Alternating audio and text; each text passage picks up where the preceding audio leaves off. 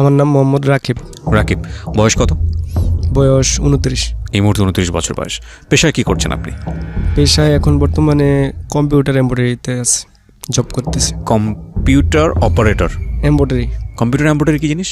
মানে ওই যে পাঞ্জাবি, শার্ট, গেঞ্জি এগুলো যে এমব্রয়ডারি করে, সেটা কম্পিউটার দিয়ে করে? জি, কম্পিউটার। এটা আমি নতুন শুনলাম আর কি। যাই হোক, জন্ম জেলা? জন্ম নোয়াখালী, লক্ষ্মীপুর জেলা। নোয়াখালীর লক্ষ্মীপুরে। এবং আপনি বর্তমানে আছেন নারায়ণগঞ্জে? বর্তমানে আছি আমি সদরঘাট।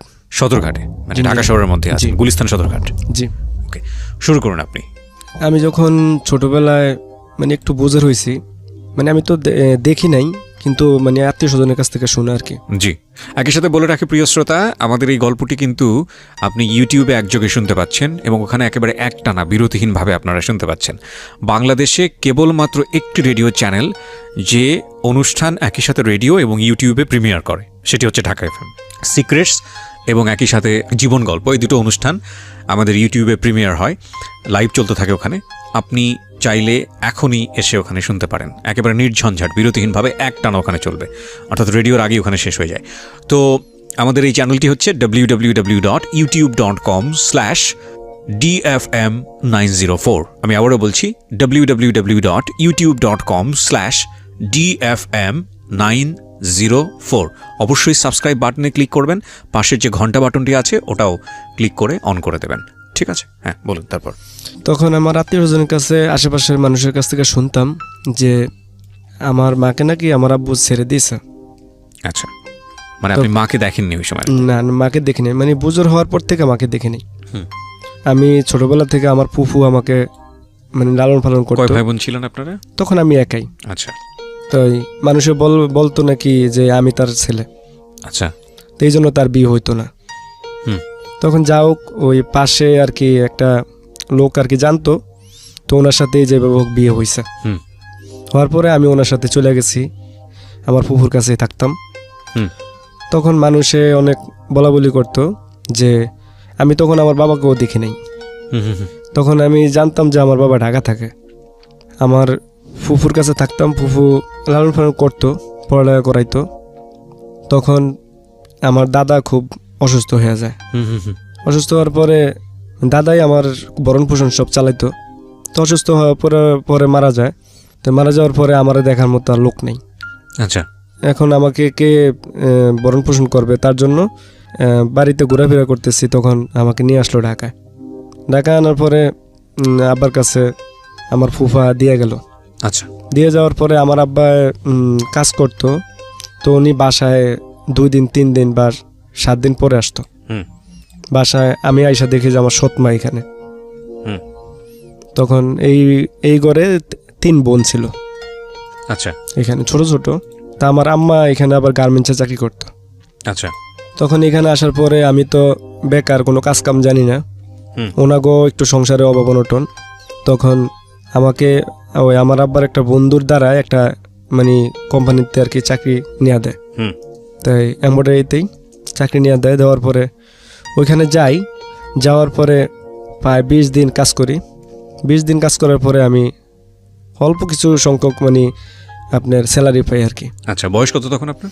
তখন আমার বয়স কত 14-15 হবে। আচ্ছা, আপনি লেখাপড়া একদমই করেননি এই সময়টা? হ্যাঁ, লেখাপড়া করছি। লেখাপড়া করছি 9ম শ্রেণী পর্যন্ত। 9ম শ্রেণী পর্যন্ত, তারপর আপনি ছেড়ে দিয়েছেন? হ্যাঁ, লেখাপড়া ওই দাদা মারা যাওয়ার পরেই আমি ছেড়ে দিয়েছি। আচ্ছা। যাও কিছু সংখ্যক আমি অল্প কিছু স্যালারি পাই। তখন আমার ভালো কোনো কাপড় চোপড় ছিল না। তখন আমি ওই কত 500-600 টাকা এমন হবে আর কি। তো ওই টাকা দিয়ে আমি কিছু একটা শার্ট, একটা প্যান্ট কিনি। জি। কিনা বাসায় যখন আসি তখন আমার আম্মা অনেক গালিগালাজ করে, গালিগালাজ করে। তাদের ঘরে খাওয়ার বিল দিতে হবে। তখন আমার জিনিসটা খুব খারাপ লাগে। আচ্ছা। যে হয়তো বা আপন মা থাকলে তো হয়তো বা এই গালিগালাজগুলো করতো না। যাও তখন 1 মাস পরেই ঈদ হইল। তখন আমি বাড়িতে চলে যাই। বাড়িতে যাওয়ার পরে বাড়ির থেকে আমি আবার ঢাকায় আসি ঈদের পর, ছুটি শেষ হওয়ার পর। আসার পরে ওনার বাসায় আমি আর যাই না। আচ্ছা। তখন আমি কোম্পানিতেই মানে মালিকের কাছে বললাম। তো মালিক আমার একটা মেস ঠিক করে দিল, ওইখানে আমি থাকতাম। আচ্ছা। তখন আমার মানে থাকার মতো জায়গাও নাই, প্লাস যে মানুষের খেতা বালি সেগুলি থাকে ওইটাও আমার ছিল না। আচ্ছা। যে আমি যে ঘুমাবো, দেখতাম যে রাত্রে শোয়ার পরে আমার মনের মশায় যে উড়ে আলো যাইতেছে, এরকম মনে হইতো। কিন্তু আমার পাশে মানুষে ঘুমাইতেছে মশারি টাঙ্গায়, কিন্তু আমার বলার মতো কোনো লোক ছিল না। আচ্ছা। তখন যাও কীভাবে 7-8 দিন কাজ করি, করার পরে ওই আমার পাশেই একটা লোক মানে চাকরি নেয় ওনার, তো উনি আমার আর কি শেয়ার করে যে তুমি আমার সাথে এসে ঘুমাও, যেহেতু তোমার মশা কামড়ায়, পরে টাকা ঢোকা হইলে তুমি। তখন আপনি ঢাকাতে? জি, ঢাকাতে। ওই সময়টাতে কি জানতে পেরেছেন মা কোথায় থাকে, কি অবস্থা? আমি জানতাম যে আমার মা অন্য জায়গায় বিয়ে হয়েছে। খোঁজ খবর করেননি? না, তখন যোগাযোগ করার মতো ওরকম মানে মায়ের প্রতি একটা যে ভালোবাসা ওই জিনিসটা ছিল না। না, ওই জিনিসটা ছিল না, ঘৃণা ছিল।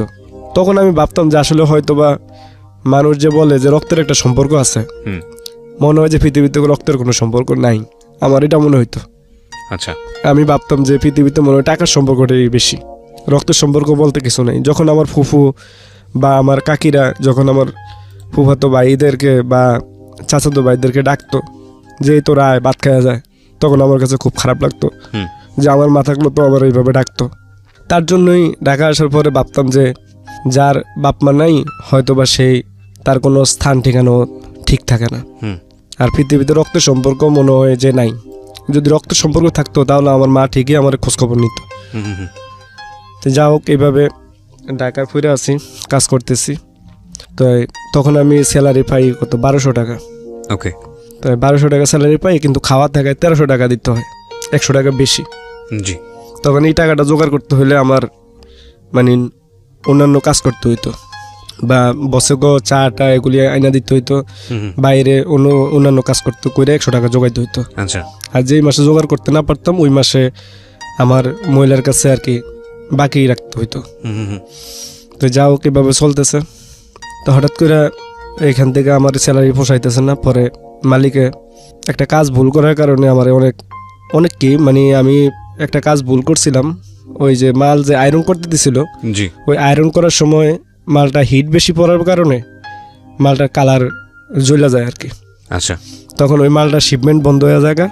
তখন ওই আমি বৈশা মানে লাইনিং কাগজ কাটতেছিলাম। আচ্ছা।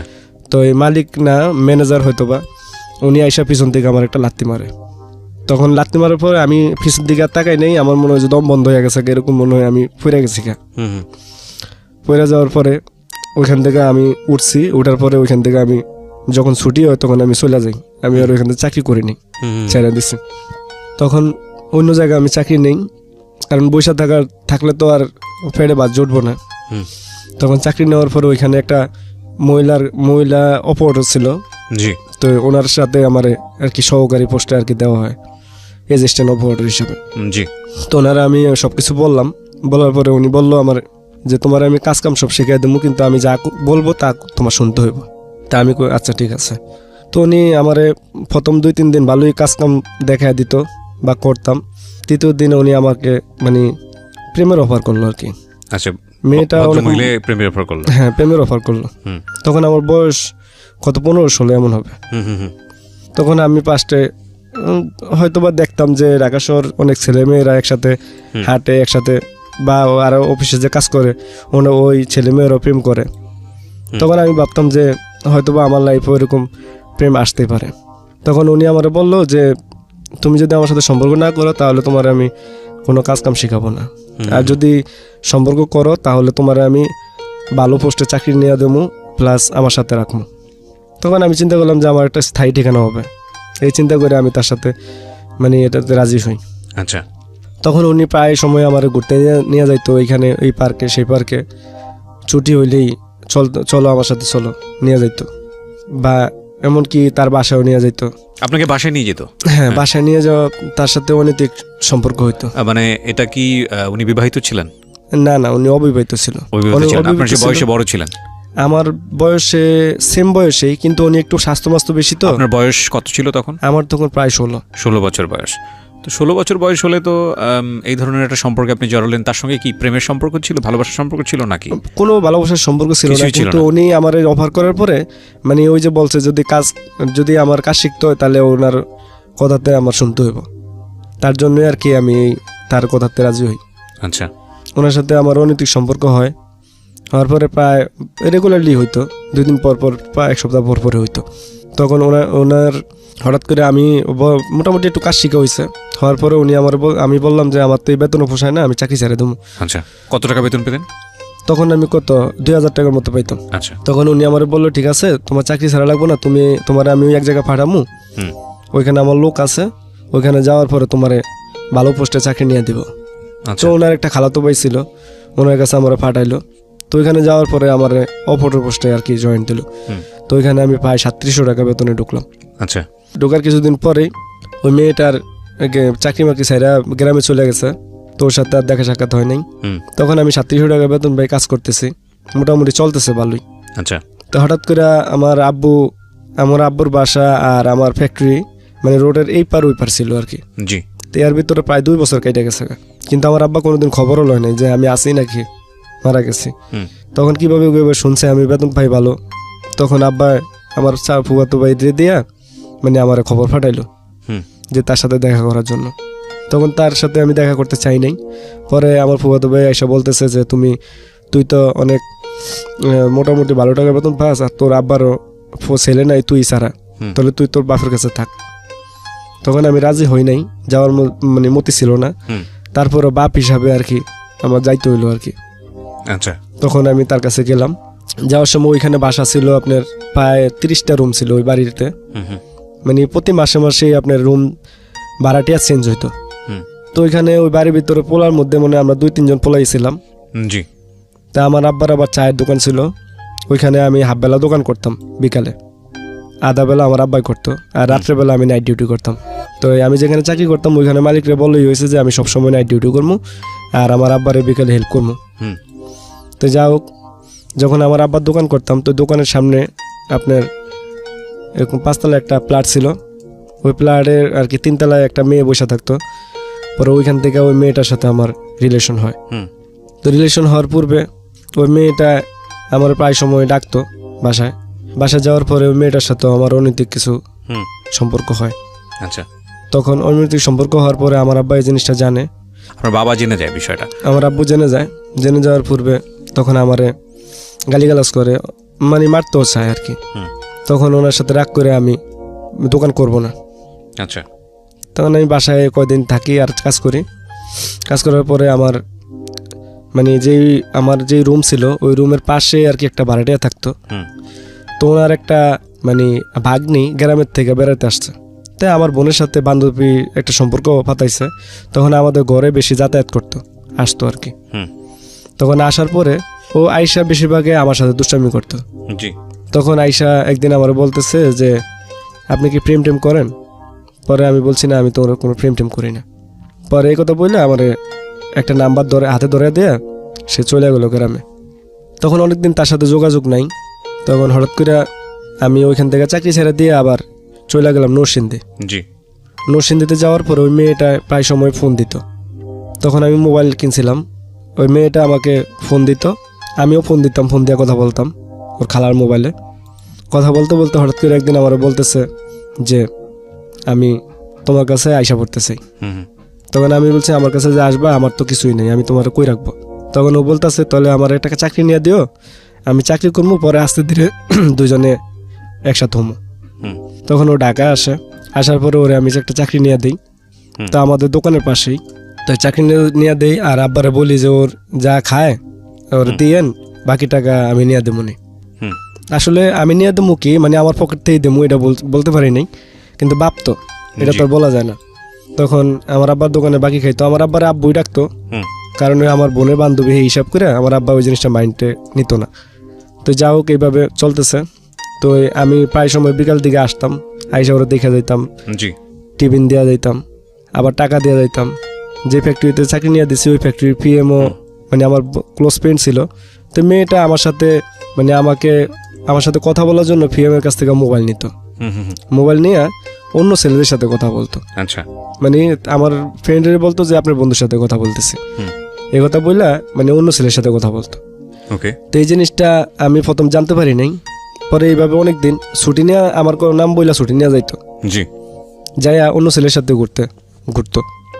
হঠাৎ করে আমি একদিন বিকালে আসার পরে পিএমের জিজ্ঞাসা করলাম যে মেয়েটার নাম কাকুলি। তো আমি বললাম যে কাকুলি কই? পরে কো তো ছুটি নিয়ে গেছে, তোর সাথে নাকি দেখা করবো। তা আমি কো না, আমার সাথে তো দেখা করে নাই। পরে আমি ওর নাম্বারে ফোন দিই, নাম্বার বন্ধ। পরে আমি ওর বাসায় যাই। আচ্ছা, বাসায় যাওয়ার পরে ওর খালার জিজ্ঞাসা করি, ও খালা তো না তো বাসায় আসে নাই, লাঞ্চে যা আসছে পরে আর আসে নাই। জি। পরে আমি ভাবতেছি যে কই যাইতে পারে। তখন আমি ওই মানে আমাদের দোকানের ওই দিক দিয়ে হাঁটতেছি। তখন দেখলাম যে ও সিনেমা হল থেকে বের হইয়া আপনার একটা ছেলের হাত ধরে হাঁটতেছে। কাকলি ছিল মেয়েটার নাম? জি, কাকলি। ওকে। তখন আমি সামনাসামনি যেয়ে দাঁড়াই। তো সামনাসামনি দাঁড়ানোর পরে মেয়েটা মানে একটু ভয় পাওয়া যায়। তখন আমার অনেক বন্ধু বান্ধব ছিল, 4-5টা বন্ধু বান্ধব ছিল সাথে। মানে তার জন্য আমি এতই পাগল হয়ে যাই যে তার বিশ্রামের জন্য আমি বন্ধু বান্ধব সব জোগাড় কইরা মানে 4-5টা সিনেমা হলের সামনে আমি দাঁড় করে দিই। জি। তখন যা করে দেখতে পাওয়ার পরে ওই ছেলেটারে আমার বন্ধু বান্ধব মানে সাইড করে নিয়ে অনেক মাইদুর করে। আর আমি ওইখানে দাঁড়ায় ওর সাথে কথা বলতেছি। তো আমার পারে না, মানে পায়ের মধ্যে ধরে বলতেছে, ভাই যাওয়ার তো হয়েছে, আমি ভুল করে পালাইছি, তো আমি আর এরকম করবো না, আপনি ওরা ছাড়া দেন। তো যা হোক, আমিও ওইখান থেকে ওরা ছাড়া দিলাম। ছাড়া দিয়ে আমি ওরা বললাম যে তুই আর কখনো আমারে ফোন টোন দিবি না, আমার সাথে যোগাযোগ করবি না। এই কথা বলে আমি বাসায় চলে আসি। আসার পরে মেয়েটা রাত্রে 11টা বাজে 11টা পর্যন্ত আমার কল দিচ্ছে ফোনে। তা আমি ফোনটা ধরে নিই, না ধরার কারণে ও রাত্রে 11টা বাজে আমার বাসার সামনে এসে দাঁড়িয়ে রয়েছে।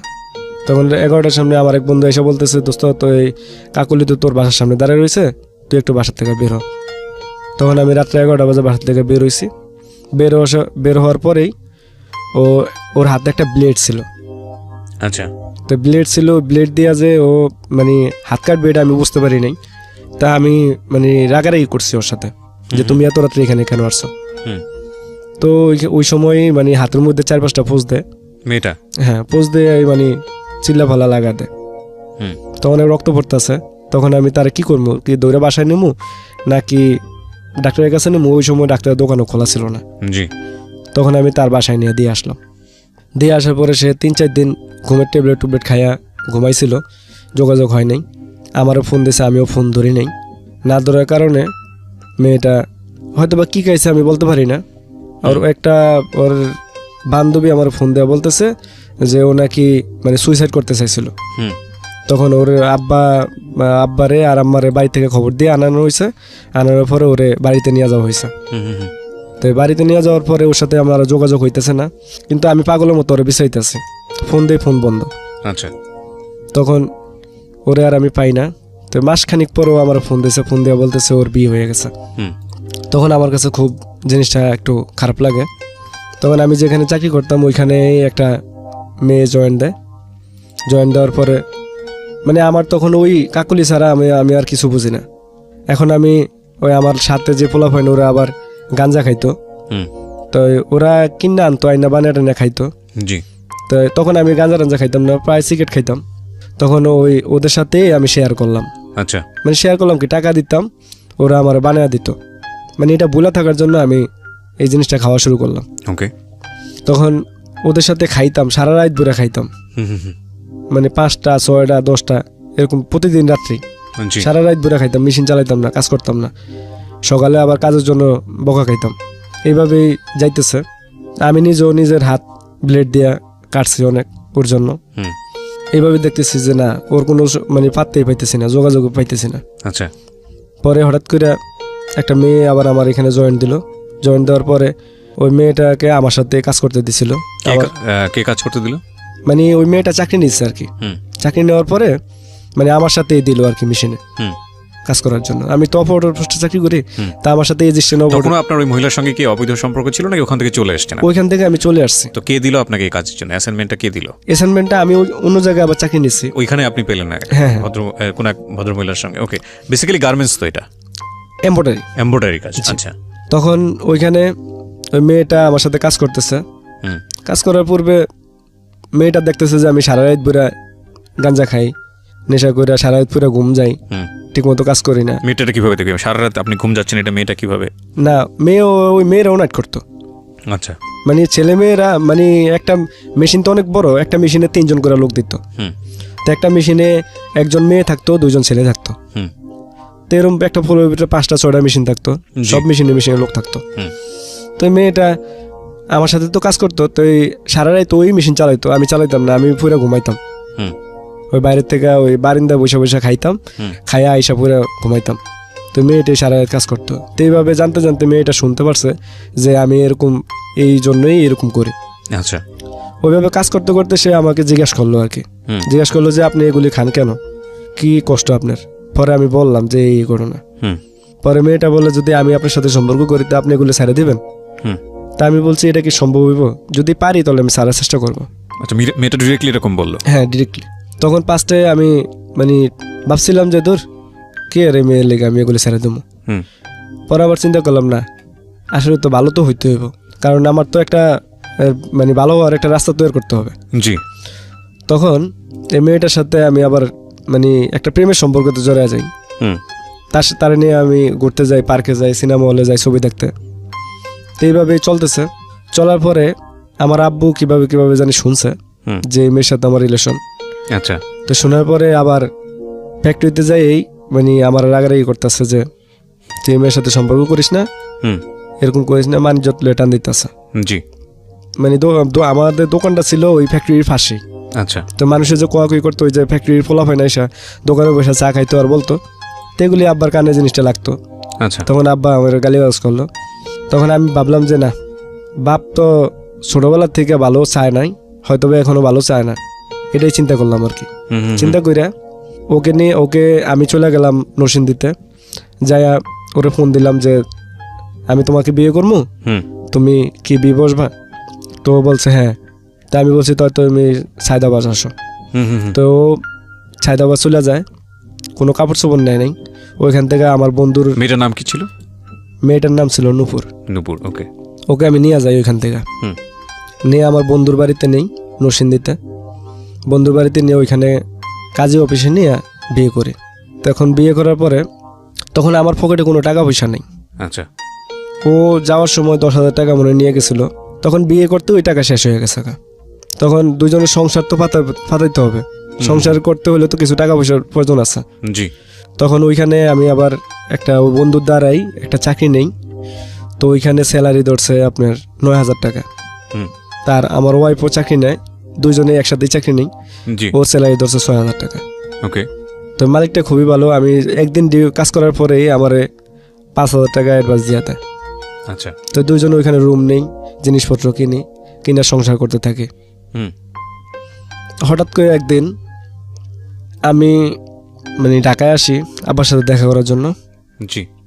তখন ও ওই ডিউটিতে যায়, রাত্রে ডিউটি শেষ করে বাসায় যাইতে লয়। বাসা যাওয়ার পথে আর কি হয়তোবা ভয় পায় আর কি, এটা আমি বুঝতে পারিনি। তখন আমি রাত্রে 11টা বাজে বাসা। আপনি যে বিয়েটা করলেন, আপনার ফ্যামিলি থেকে কোনো ধরনের রেসপন্স নাই, পারমিশন নেওয়ার কোনো আসলে কেউ ছিল না সে অর্থে? না, ওই সময় পারমিশন নিজে ইনকাম করছেন, নিজে খাচ্ছেন। হ্যাঁ, নিজে কাজ করছি, নিজের টাকা দিয়ে নিজে চলতেছি, কেউ জিগানোর মতো কিছু নেই। বাবাও তো আমার পকেটে টাকা না থাকলে দিতেছে না, আবার থাকলেও নিতেছে না, এটাই। তখন আমার শ্বশুরবাড়ির থেকে হয়তো অনেক চাপ সৃষ্টি হয়েছে। ওইটা আমি ওই যে কোর্ট ম্যারেজ করাইছিলাম, ওইটা দিয়ে আমি সমাধান করছিলাম। তো ওনাদের কাছ থেকেও কোনো রেসপন্স পাই নাই, কারণ ওনারা বলতেছে তোমরা একা একা বিয়ে করছো, একা একাই বোঝো, আমাদের কাছে আর কোনো কিছু বলবা না। তো যাও, দুজনে কাজ করতেছি, চলতেছি। হঠাৎ করে ও রাত্রেবেলা ভয় পাচ্ছে। আমি ঢাকার থেকে আসছি, আসার পরে দুজনে খাওয়া দাওয়া করে শুইছি। শোয়ার পরে ও মানে উল্টাপাল্টা রাব ব্যবহার শুরু করলো। তখন আমি বুঝতে পারি না যে কি জন্য ওইটা দিয়ে যে মানে নিজের চুল নিজে টাইনা ছিঁড়ে ফেলাইতেছে। আচ্ছা। তখন আমি রাত্রে তখন 2টা বাজে, মানে আপনি কারণটা বুঝে উঠতে পারছেন না কেন এরকম করতেছে? মানে চোখ বড় বড় হয়ে গেছে আর চুল নিজে টানতেছে। চোখ অনেক লাল হয়ে গেছে তখন নিজের হাতের মধ্যে নিজে কামড়াইতেছে। আচ্ছা। তখন রাত্রে 2টা 2:30 বাজে। তখন আমি ভয় পেয়ে যাই আর কি, যে এমন কেন করতেছে। পরে আমি তাড়াতাড়ি করে উঠছি, ওইটা দরজা খুললে বাইরে থেকে দরজা লক করে দিলাম। লক করে দিয়ে আমি যে বাড়িতে ভাড়া থাকতাম ওই বাড়িওয়ালারে ডাকলাম, মহিলারে ডাকলাম। তো মহিলা অনেকক্ষণ প্রায় আধা ঘন্টার মতো ডাকাডাকি করতেছি, তারা উঠতেছে না ঘুম থেকে। পরে আধা ঘন্টা পরে ওনার মেয়ে উঠছে, ওঠার পরে জিজ্ঞেস করতেছে কি হয়েছে। পরে আমি বললাম, বলার পরে উনি আসছে। আসার পরে উনি বলতেছে যে ও তো আলগা আসর করছে। তো যাই হোক, উনি হয়তোবা ঝাড়ফুঁক কিছু জানে, মহিলা জানার পূর্বে উনি ঝাড়ফুঁক করার পরে ঠিক হয়ে গেল ওই মুহূর্তে ঠিক হয়ে গেল ঠিক হয়ে যাওয়ার পরে দেখতেছি যে মানে তার আচার ব্যবহার, কথাবার্তা সব কিছুই পরিবর্তন। আচ্ছা। এর ভিতরে আমাদের সংসার প্রায় 6 মাস পার হয়ে গেছে সংসার করা। পরিবর্তন, তার যদি আমি কোনো ভালো একটা কথা বলতাম তা তো সে মানে রাগারাগি করতো বা বাজে বিহেভ করতো। আচ্ছা। তার কথাবার্তার মানে সবসময় মাথা গরম। আচ্ছা। এভাবে কোনো ঠান্ডা মাথায় কোনো কথা বলতো না। আমি ভালো কথা বললেও তার মেজাজ খারাপ হয়ে যেত।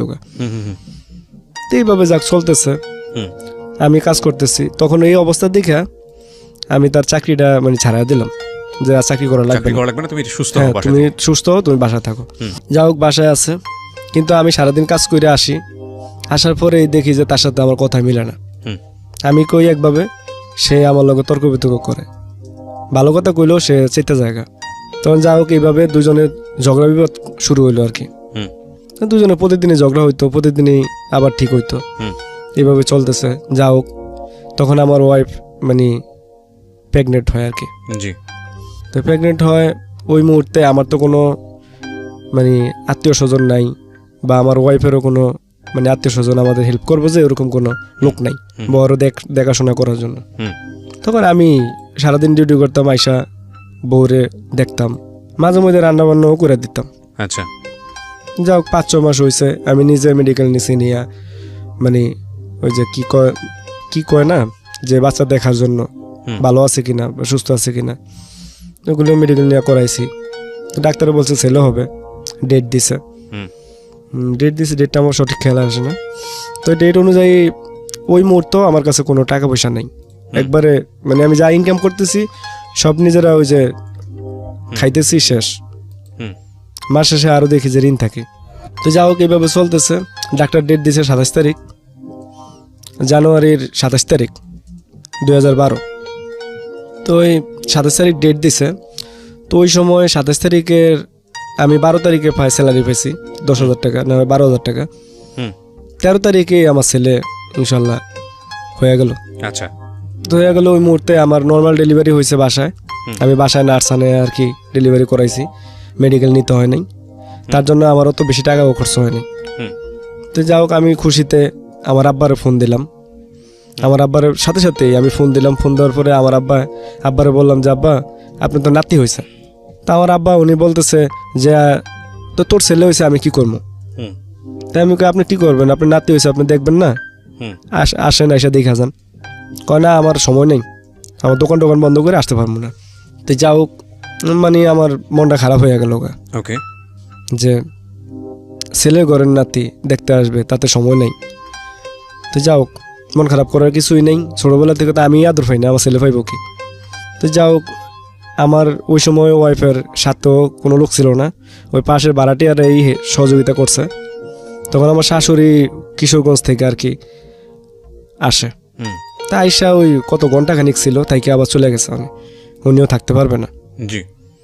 তো এই বাচ্চার খেজমত, ওয়াইফের খেজমত সবই আমারই করতে হইতো। তা আমি করতাম, সারাদিন কাজ করে আইসা করতাম। ওই যাও এইভাবে একটু একটু বড় হয়। বড় হওয়ার পরে সারা রাত বেড়ে ঘুমাইতো না, কানতো, আর সারাদিন বেড়ে ঘুমাইতো। মানে ছেলে, হ্যাঁ বাচ্চা, ছোট বাচ্চাদের ক্ষেত্রে এই জিনিসটা দেখা যায়। হ্যাঁ এই জিনিসটি দেখা যায়। তখন যাও আস্তে আস্তে সুস্থ হয়, মানে ছেলে একটু বড় হয়, 1 বছরের মতো হয়ে যায়। এর ভিতরে ওই যে আমার ওয়াইফের সাথে টুকিটাকি ঝগড়াঝাটি থাকেই, মানে তার কথায় আমার কথা মিলে না। আমি যদি একটু 19-20 একটু দোষ পায়, তাহলে মানে পুরা গরম করে লাগর। আচ্ছা। মানে তার ভালো কথাও বলা যায় না, সে চেতে জায়গা। তো এইভাবে এক কথা দুই কথা তর্ক বিতর্ক হইতে হইতে তার মারামারি হইতো। আমিও তারে মারতাম, মাঝে মধ্যে সেও আমার দিত। তো যা হোক এইভাবে করতে করতে একটা যন্ত্রণার মধ্যে পড়ে গেলাম। দেখলাম যে না, এইভাবে তো আর সংসার হয় না, প্রতিদিনই আল্লাহ 30 দিনই ঝগড়া। তারপরে এর ভিতরে আবার অভাব অনটন, হয়তোবা একবেলা খাইলে আরেকবেলা খাওয়ানোর ইয়া থাকে না। এক হইলো অভাব অনটন, দুই নম্বর হইলো ঝগড়াঝাটি। আমি যতটুকু জানি সংসারে যদি ঝগড়াঝাটি না থাকে একবেলা খাইও থাকা যায়, কিন্তু যদি সংসারে ঝগড়াঝাটি স্বামী স্ত্রীর মধ্যে মিলমিশ না থাকে, তত লাখ লাখ টাকা থাকলেও মানে ওইখানে সুখ নেই। তখন এইভাবে চলতেছে। তখন ওরও চিন্তা ভাবনা এরকম হয়ে গেছে যে আমার সাথে সংসার করবে না। সেও বলতেছে তোর সংসার আমি করবো না। তাই আমিও বলছি যে আমার সংসার যদি না করো তাহলে চলে যা। বাচ্চার বয়স কত তখন? তখন বাচ্চার বয়স 1 বছর। তো যা হোক এইভাবে চলতেছে, কিন্তু ওই যে চইলা যা এই পর্যন্ত, কিন্তু ও যায় না, যায়ও না প্লাস আমার ছাড়েও না, মানে আমার গাড়ির উপরে থেকে আমারে মানে ইয়া করে জ্বালায় আর কি। জি। তারপর হঠাৎ করে একদিন আমি ডিউটি করতেছি, এরকম রাত্রে ঝগড়া হয়েছে, সকালে 12টার দিক দিয়ে মহিলা যায় কইতাছে যে তোমার ওয়াইফ তো এরম এরম নাকে মুখে দিয়ে ফেনা উঠছে, তাড়াতাড়ি যাও, বাচ্চা কান্তাছে। তা আমি তাড়াহুড়া করে আসলাম, আইসা চিন্তা করতেছি যে রাত্রে ঝগড়া করছি, হয়তো আর কোনো দুর্ঘটনা ঘটাইছে নাকি। তার চেয়ে আইসা দেখি সত্যি নাকে মুখে দিয়ে ফেনা বার হইতেছে। তখন আমি তাড়াতাড়ি ডাক্তারের কাছে গেছি দইরা, তো পরিচিত ডাক্তার ছিল, উনি বলছে, উনি আসতে লইছে। এমন টাইমে ওই পাশের রুমেরই একটা মেয়ে, ওর সাথে আবার 7টা জিন থাকতো। তো ওই মেয়ে আমার ফোন দেওয়া বলতেছে, রাকিব ভাই আপনি তো ইয়া করেন, ওই আইনেন না, ডাক্তার আইনেন না, ওর তো এই সমস্যা না, ওর আলগা সমস্যা, ওইখান থেকে এই ওর মানে অজ্ঞান হয়ে যাওয়ার কারণে অনেক সময় থাকার কারণে এই ফেনাটা আইসা মুখতে, তা আপনি আইসা পড়েন। তা আমি আইসা পড়ছি, আসার পরে দেখতেছি যে না, ও কেমনে কেমনে জানি জ্ঞান ফিরাইছে, জ্ঞান ফিরছে, ফিরার পর থেকে দুইজনেই যুদ্ধ করতেছে, মানে ওর তো চুল টুল আউলার না জ্বালার না, পুরো অবস্থা খারাপ। তো দুইটাই মানে যুদ্ধ করতেছে, মানে ও কইতাছে যে তুই কি কই থেকে আইসস, তো এগুলি করার পরে ওই আমার ওয়াইফও মানে আবল তাবল কই থেকে কি আইসে এদিক বলতেছে। যাই হোক, আপনাদের আপনি একটা সমস্যা ফেস করছিলেন। হ্যাঁ, সমস্যা ফেস করছিলাম। তো ওই মুহূর্তে আমার কাছে 1 টাকাও নাই যে আমি মানে ওর ভালো একটা চিকিৎসা করাবো। তখন ওই সেরি মেয়ে আমার বলতেছে, ভালো একটা খনকার বা কোনো একটা কবিরা যাই না, আপনি দেখান। তখন আমার ঘরে একটা টিভি ছিল, আমি টিভিটা বিক্রি করলাম, বিক্রি করে আমি একটা মানে একটা খনকার আনলাম, উনি হিন্দু ছিল। তো আসলো, আসার পরে উনি মানে আমার ওয়াইফের চোখ যখন বড় করছে, ওইটা দেখে উনি ভয় পাইয়া চলে গেল। তো উনি আমার কাছ থেকে টাকা নিছে অ্যাডভান্স 2000 টাকার মতো নিয়ে, উনি আমার বলতেছে কি যে আমি তো ওই যে জিনিসপত্র কিনছি, এগুলি খরচ হয়ে গেছে, এখন তোমার ওয়াইফের যে সমস্যা, এই সমস্যা আমি পারবো না, তুমি ভালো খনকার দেখো, এই কথা বলে উনি চলে গেল। তখন আমার কাছে টাকা নেই, আমি আর 1000 টাকা আছে, আমি যে মানে ওরে চিকিৎসা করামো ভালো দেখা, চিকিৎসা করানোর মতো কোনো ইয়ে হয় নাই। ওর ফ্যামিলিতে, ওর বাসায় আমি ফোন দিছি, ওর বাইরে ভাবিরে, ওরাও কোনো মানে আগ্রহ করলো না, ভালো কথা। আর আমি যে আমার বাপের কাছ থেকে চাইবো, ওরকম কোনো মুখই তো নেই, আর চাইলেও উনি দিব না। আচ্ছা। তা আমি আমার বন্ধু বান্ধব অনেকের কাছ থেকে হাওলাত বরাত চাইছি, কিছু টাকা মিলাইছি, মিলিয়ে একটা হুজুর আইন না আর কি মোটামুটিভাবে একটু চিকিৎসা করাইলাম। করানোর পরে উনি ছাড়াইলো যে এটা আলগা একটা ভূত ছিল নাকি, তো এটা ছাড়াইলো। ছাড়ানোর পরে মোটামুটি সুস্থ, দেখি ভালো। এখন কিছুদিন পরে দেখি সে বলতেছে তার নতুন কোনো কাপড় চোপড় পরতে পারে না, নতুন কাপড় চোপড় বললে তার মাথা ঘুরায়, সাজগোজ করতে পারে না। তারপরে আমি যদি তার ডাক্তারের কাছে নিয়ে গেছেন কখনো? ডাক্তারের কাছে যেতে বলছিলাম, কিন্তু ও ডাক্তারের কাছে যাইতে রাজি না, ও বলতেছে আমার কোনো সমস্যা নেই। আবার যদি বলি যে চলো আবার কবিরাজের কাছে যাই, তাই তুমি যাও, মানে আমার গরম দেখায় আর কি, মানে আমি যদি একটু ইয়া করি, রাগারাগি করি, তাহলে ও আরো বেশি যেতে। তখন যাক, আমি যদি তার শরীরে ধরি, সে বলতেছে তার শরীর জ্বলা জায়গা, মানে তা আমার স্পর্শ তার সহ্য হয় না। যা হোক, স্বামী স্ত্রীর মধ্যে এইভাবে রিলেশন চলতেছে, একবার একসাথে থাকতেছি, কিন্তু তার যে স্বামী স্ত্রীর মধ্যে যে একটা ভালোবাসা, যে একটা সুখ, হ্যাঁ, এটা হইতেছে না, যে একটা মানে আপনাদের মধ্যে একটা স্বাভাবিক যে সম্পর্ক, হ্যাঁ স্বাভাবিক, এটা হইতেছে না। তো 1 মাস 2 মাস 3 মাস এরকম পার হয়ে যায়, কিন্তু তার সাথে আমার কোনো এইভাবে কোনো রিলেশনই হইতেছে না। আমি কাজ করি, বাসায় আসি, খাই, ঘুমাই, ও রান্না করে দেয়, শেষ রাত্রে ও একদিকে শুয়ে থাকে, আমি আরেকদিকে শুয়ে থাকি, এইভাবে চলতেছে। আর টুকিটাকি ঝগড়াঝাটি হইতেছে। তখন হঠাৎ করে আপনার ইলেকশন আইলো, তখন মিল ফ্যাক্টরি সব বন্ধ করে দিল ওই থেকে। আচ্ছা। তখন আমি যে কারখানাতে চাকরি করতাম, উনিও 1 মাসের জন্য ফ্যাক্টরি বন্ধ করে দিল, বলতেছে যে তুমি যদি পারো অন্য কোথাও চাকরি নিয়ে নাও, আর যে না হলে 1 মাস পরে আইসো। আচ্ছা। তখন আমার কাছে কোনো টাকা পয়সা নেই, আমি খুব অভাবনটার মধ্যে, রুম ভাড়া দিতে পারি না। তখন আমার ওয়াইফ চেষ্টা করছে মানে টাকা পয়সা জোগাড় করালে, কিন্তু পারে নাই, আর আমিও অনেক চেষ্টা করছি, পারি নাই। পরে আমি ওই রাজযোগালি কাম করছিলাম 2 দিন। আচ্ছা। তো দেখি যে রাজযোগালি কামে অনেক কষ্ট, এটা আমি পারি না। রোদের ভিতরে থাকতে পারি না, আর ইট মাথায় নিয়ে মানে ইয়ে করতে পারি না, আমি কখনো করি নাই। তো 2 দিন করছিলাম, করার পরে আমার হাতে একটু সমস্যা আছে, তো আমার হাত ফুলে দেয় তোকে। তখন ওই আমার বউ বলতেছে যে থাক, দরকার না খেয়ে থাকবো, দরকার নেই এটা করার। আচ্ছা, তা আমার মনে হয় আমি 2 দিনে 600 টাকা পাইছি, 500 টাকার বাজার করছিলাম, আর 100 টাকা মনে হয় ওই যে হাতে ঠোস ফুটছিল, এই জন্য ওষুধ কিনা খাইছি। তো যাও এইভাবে একবেলা খাইয়া থাকি, আরেকবেলা খাই না। এখন দেখি যে না, বাড়িওয়ালা অনেক চাপ দিতে আছে রুম ভাড়ার লেগে। তখন আমার ওয়াইফের বললাম যে তুমি এখানে থাকো, আমি ঢাকায় যাই, যে দেখি একটা চাকরি বাকরির ব্যবস্থা করা যায় কিনা। তখন আমি ঢাকায় আসি উত্তর বাড্ডাতে। বাড্ডায় আমার একটা বন্ধু ছিল, ওর কাছে আসি। তা আসার পরেও আমার প্রথম 5টে কিছু টাকা দেওয়ার পরে আমি আমার ওয়াইফের টাকাগুলো বিকাশ করে দিই। আচ্ছা, দেওয়ার পরে যে তুমি চলতে থাকো, টাকা দেওয়া চলো, আমি চাকরি বাকরি করি, করে টাকা পয়সা যদি পাওয়া হয় তাহলে আমি আরও দিমু, তো চলো। তো যাও কীভাবে চাকরি করতেছি। তা আমি যে ফ্লোরে চাকরি নিছি, ওই ফ্লোরের পাশেই আরেকটা, ওই আমার বন্ধু যে ফ্লোরে কাজ করতো ওই ফ্লোর, তো ওই ফ্লোরে একটা মেয়ে আর কি ওইখানে কাজ করতো। তা আমি মাঝে মধ্যে আমার বন্ধুর কাছে যাইতাম, যাওয়ার পরে ওইখানে মেয়েটা কাজ করতো, দেখতাম। তা আমার খুব ভালো লাগতো। কোন মেয়ে?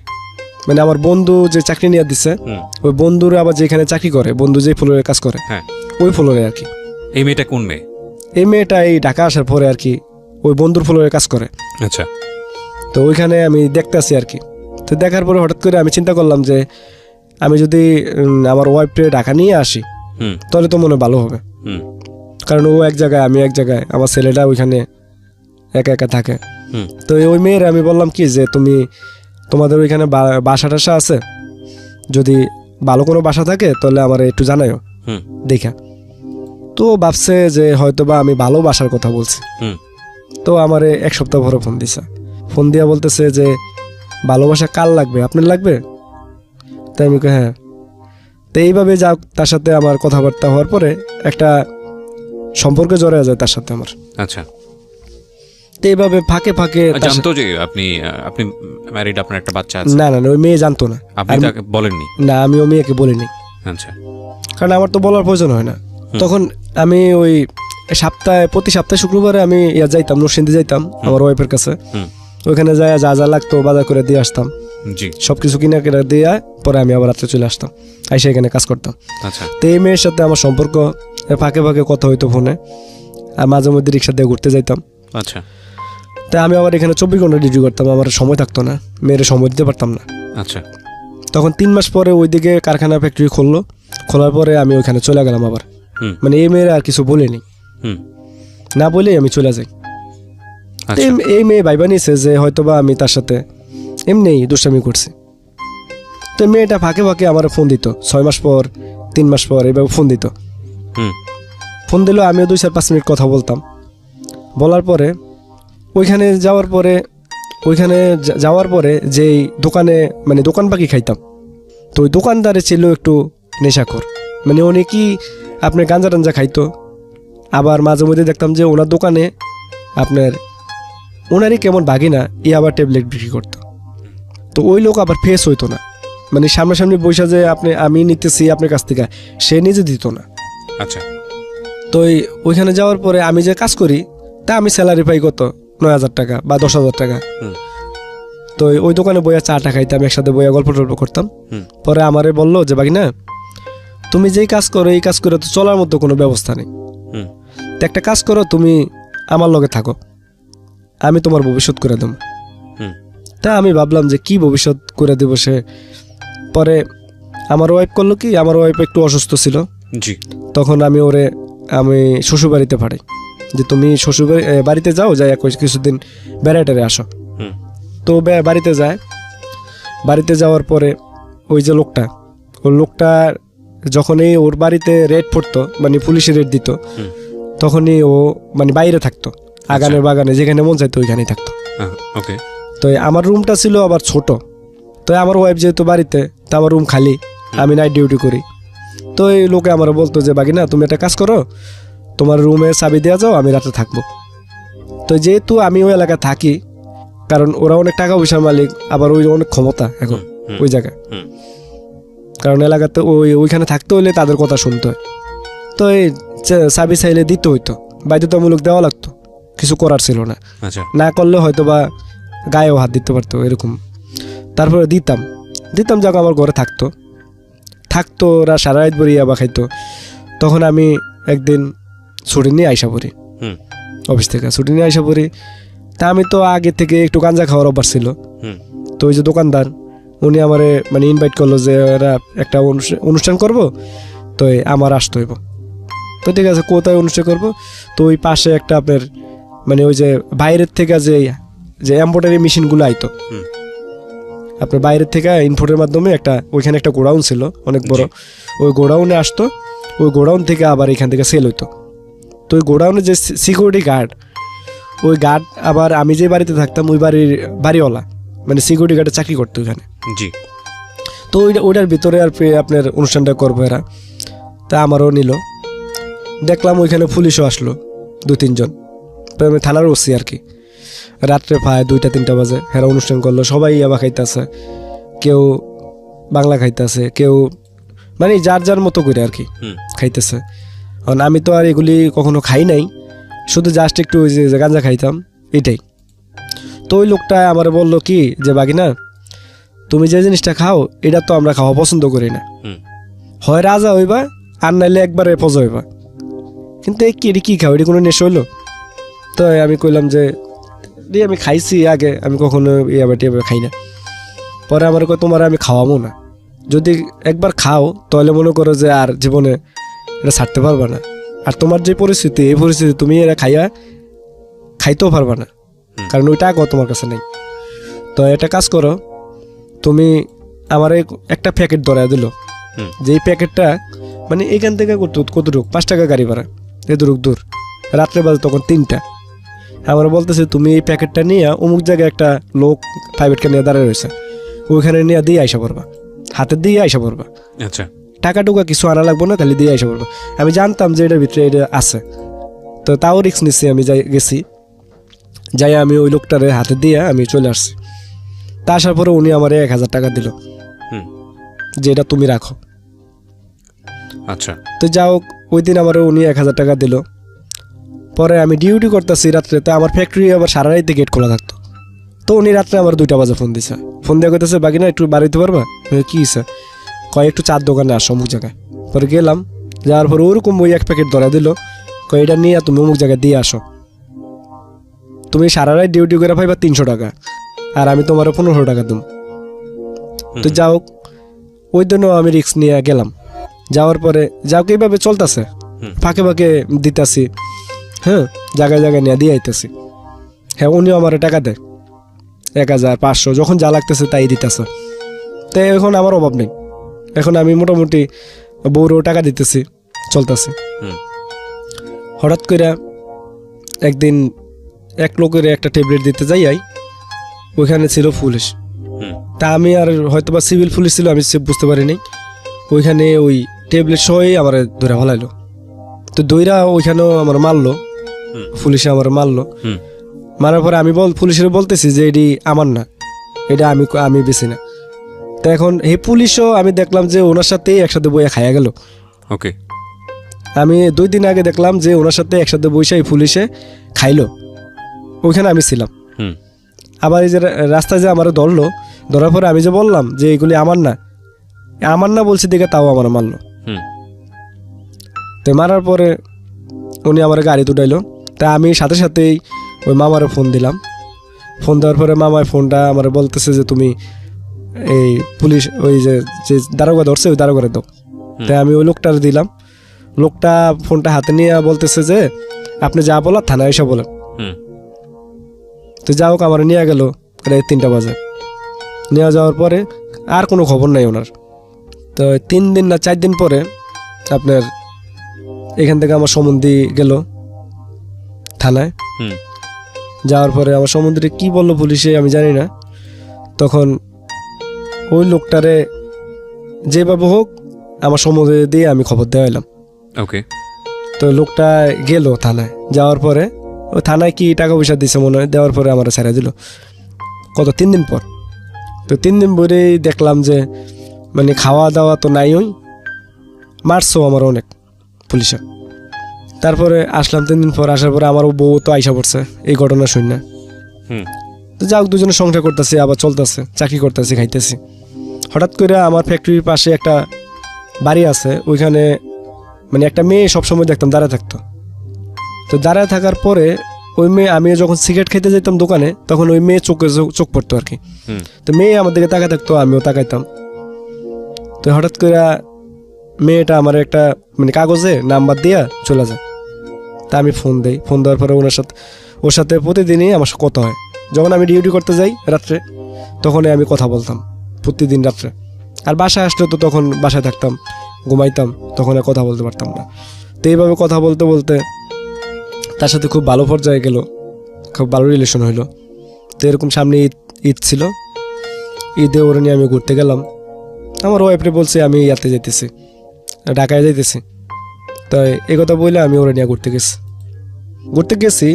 ঘুরতে যাওয়ার পরে মেয়েটা আমারে টাকাও দিল 1000। তো টাকা দিছে, ওই টাকা নিয়ে মানে মেয়েরে বললাম যে আমার যে এত টাকা খরচ হয়েছে তোমার ঘুরতে নিয়ে, তো এই টাকা তো আমার সংসারে পরে টানা লেগে যাবো কা।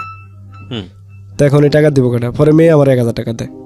দেওয়ার পরে আমি আসি, বাসায় আসি। মানে আমার ওয়াইফে আমি বুঝতে দিই না যে আমি একটা মেয়ের সাথে সম্পর্ক করি। তো এইভাবে চলতে আছে। আমার বাসা আর মেয়ের বাসা 5 মিনিট লাগে হাইটা যাইতে, আর মাঝখানে হলো আমার ফ্যাক্টরি। ওকে, তখন আপনার ওয়াইফের শারীরিক অবস্থা কি? ওয়াইফের শারীরিক অবস্থা ওইমনি, মানে শারীরিক অবস্থা ওইরকমই, ওকে, ওইভাবেই। ওই যে রেগুলার ঝগড়া হইতাছে, রেগুলার ভালো হইতাছে, সংসারে শান্তি নাই, সংসারে শান্তি নেই। হ্যাঁ, তখন আমার বাচ্চার বয়স প্রায় 3 বছর। ওকে, তো যাও এইভাবে চলতেছে। তো হঠাৎ করে মেয়েটা রাত্রে একদিন আমার বলতেছে যে তুমি বাসায় আসবা। পরে আমি কই ঠিক আছে, যদি বললো তাহলে আসবো। তো তখন আমার ডিউটি চলে। তাই আমি তো ওইখানে সুপারভাইজার পোস্টে চাকরি করতাম। তো রাত্রে আমি ফ্যাক্টরির বাইরে দিয়ে তালা লক করে দিয়ে আমি তার বাসায় গেছি। তো এইভাবে 1 দিন 2 দিন রেগুলারলি যাইতাম প্রতিদিনই। তা আমার তো ডিউটি 1 সপ্তাহ দিনে 1 সপ্তাহ রাত্রে। প্রথম 1 সপ্তাহ গেলে রাত্রে যখন ডিউটি করতাম ওই 1 সপ্তাহ যাইতাম, আবার দিনে যখন ডিউটি পড়তো ওই সময় যাইতাম না। তো এইভাবে যাইতেছি প্রায় 1 মাসের মতো খালি গেছি। যাওয়ার পরে হঠাৎ করে একদিন আমি ঢাকা আসলাম, ঢাকা থেকে আবার বাসায় গিয়ে ব্যাক করলাম। তো ব্যাক করার পরে ও বলতেছে সারাদিন আমি ফোন টোন দিই নাই। ও বলতেছে তুমি সারাদিন ফোন দাও না, আমার দেখা করো। তাই আমি বলতেছি যে আমি বাসায় আসছি, কিছুক্ষণ পরে দেখা করি। ও বলতেছে না তুমি এখনই দেখা করতে হবে। তখন রাত্রে কত 10টা, 10:30, 11টা এমনই বাজে। জি। তখন আমি বাসায় আইসা প্যান্ট কাপড় চোপড় চেঞ্জ করলাম, করে লুঙ্গি পরা। আমি আমার ওয়াইফে বললাম যে আমি আসতেছি। এ কথা কয়ে আমি ওর বাসায় গেলাম। তো বাসায় যাওয়ার পরে ও আমার রুমের ভিতরে ঢুকাইয়া দরজা লক করে দিল। লক করে, হ্যাঁ লক করে। নাম কি ছিল? মেয়েটার নাম ছিল সোমা। ওকে। লক করে দিল। লক করে দেওয়ার পরে মানে যাইয়া বসছি, এর ভিতরেই ওর আব্বু, ওর ভাই, মানে আরো 3-4 জন লোক আইসা মানে দরজা বাইরানো শুরু করছে। এটা প্ল্যান ছিল আর কি? হ্যাঁ, ওর প্ল্যানই ছিল এরকম।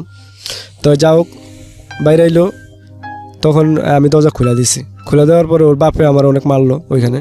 মায়েরা বলতেছে যে তুই যদি এখান থেকে যাইতে হয় তাহলে আমারে 30,000 টাকা দিবে। টাকার কথা বলেছে? হ্যাঁ। তখন আমি বলছি যে 30,000 টাকা দেবো, আমার কাছে 30 পয়সাও নেই, আপনি আমি 30,000 টাকা কইতে দেবো। আর আপনার মেয়ের সাথে আমার সম্পর্ক হয়েছে, আমি আপনার মেয়ের বিয়ে করবো। টাকার প্রশ্ন কেন আসছে? হ্যাঁ, টাকার প্রশ্ন কেন আসবে? তখন উনি বলতেছে যে তুই তো আমার সম্পত্তির দেখে আমার মেয়ের লোক সম্পর্ক করছিস।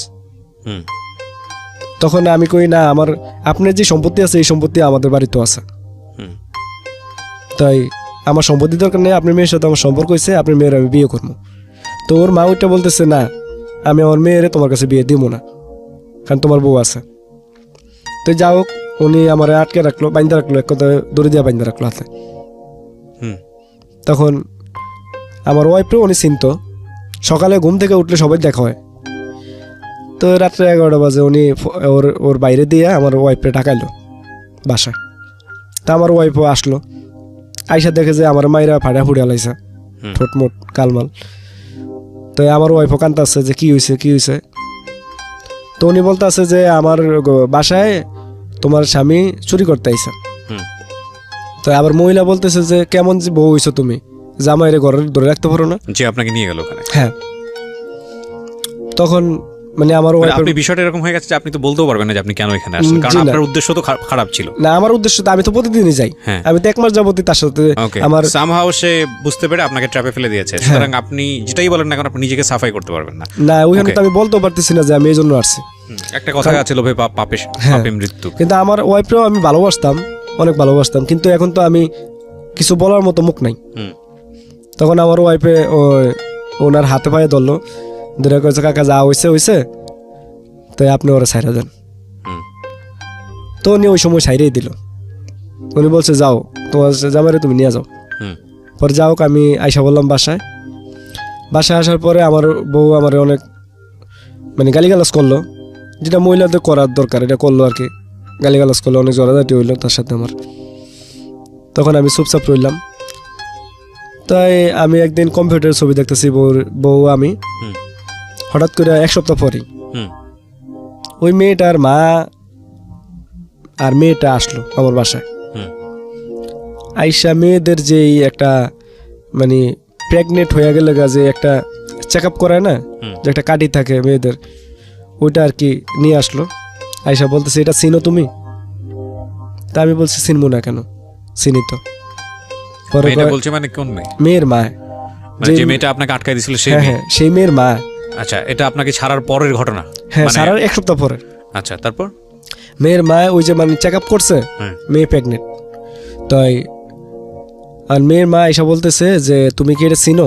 তাই আমি বলছি চিনবো না কেন, আর কি হয়েছে বলেন। কয় আমার মেয়ে 2 মাসের প্রেগনেন্ট, এখন কি করবা তুমি? তা আমি বলছি ততদিনে তো আপনার ফ্যামিলির অবস্থা জেনে গেছে পুরোপুরি যে আপনি হ্যাঁ, আমার বিয়ে করেছেন, আপনার একটা বাচ্চা আছে। না, ওই যে বলছি না, আমার ফ্যামিলি মানে সকালে ঘুম থেকে উঠলে একজনের চিনে দেখেই। ওকে, তারপর? তখন বলতেছে যে এখন তুমি কি করবা?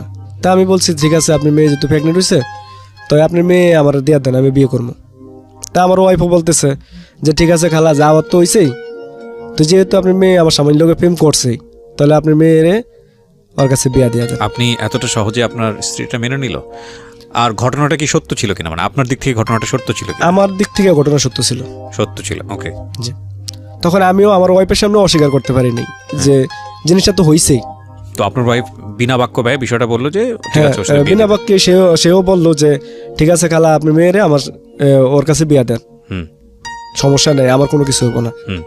তো যাও, ওই মহিলা বলতেছে না আমি তোমার লাইফটা নষ্ট করতে পারবো না। হুম। তো যাও, এখন আমি চিন্তা করলাম যে এখন কি করা যায়। পরে অন্য মহিলা কইলো যে তুমি আমার সাথে চলো, মেডিকেল যাইবা, অ্যাবর্শন করামো। হুম। তা আমার ওয়াইফ বলতেছে যে না, আমার জামাইয়ের আমি যে যাইতে দেবো না, আপনি মেয়েরে আমার কাছে দিয়া যান, আমি চিকিৎসা করাম। হুম।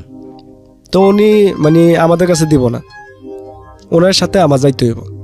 কি বলছে এটা? মানে মেয়ের মা বলতেছে আমি ওনাদের সাথে যাইতাম, হুম। আর আমার ওয়াইফ বলতেছে না, আপনি মেয়ে আমার কাছে দিয়া যান, আমি ডাক্তারের কাছে নিয়ে চিকিৎসা করামো, যত টাকা লাগে আমি খরচ করবো। হুম। তো যাও, উনিও এইভাবে রাজি ছিল না, রাজি হয়নি। হুম। তো উনি এলাকার মেম্বার মানে মুরব্বি ডাকাইছে। ডাকানোর পরে, কারণ ওই জায়গায় আমি ভাড়া থাকতাম, আমার তো আর স্থানীয় না, হুম। তো ওনারা সব ওনাদের পক্ষেই। তো এই কিছু কিছু লোক বলতেছে যে এরা তো এক ব্যবসায়ী, এটা হুম। মানুষ ফাঁসায় দিব, দিয়ে দিয়ে এরকম জরিমানা লয়।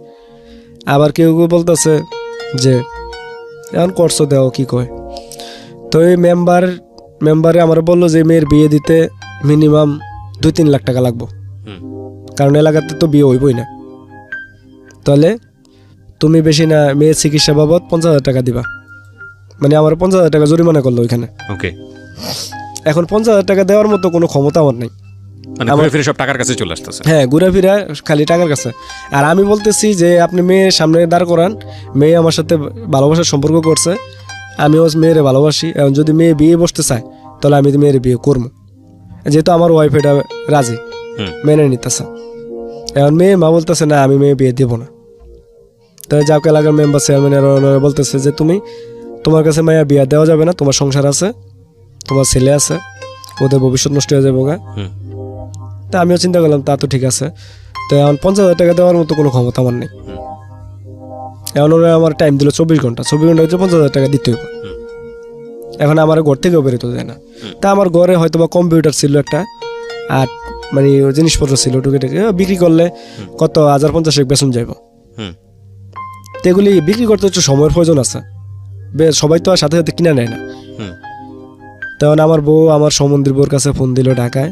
তো উনি বলতেছে যে জিনিসপত্র হারাইলে জিনিসপত্র পাবি।